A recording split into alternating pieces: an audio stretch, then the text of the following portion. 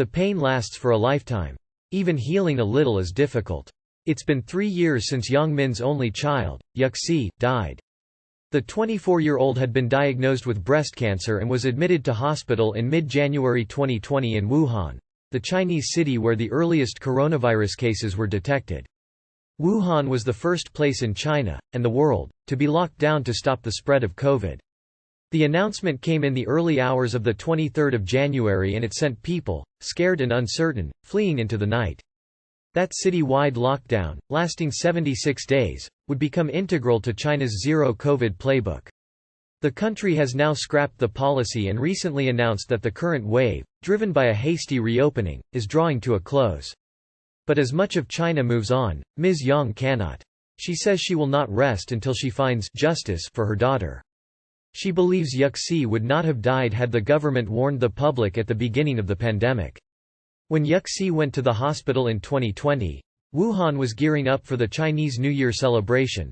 Large family dinners, streets filled with shoppers, and the city covered in festive red, customary during the Spring Festival.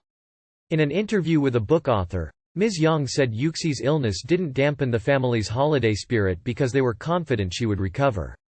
What Ms. Yang didn't know was that a new virus was spreading in the city and through its hospitals. Reports had emerged in December 2019 of a mysterious illness that was believed to be linked to the Huanan seafood market. But authorities assured people that there was no definite evidence of human-to-human transmission.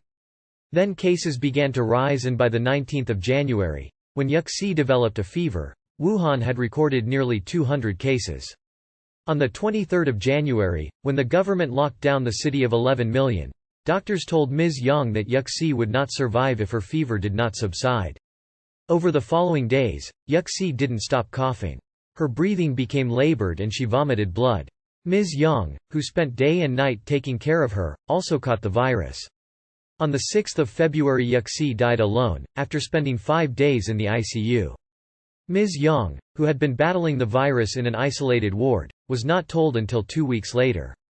Ms. Yang detailed these events to Marong Shuiken, a well-known writer who recorded her account and others in Deadly Quiet City.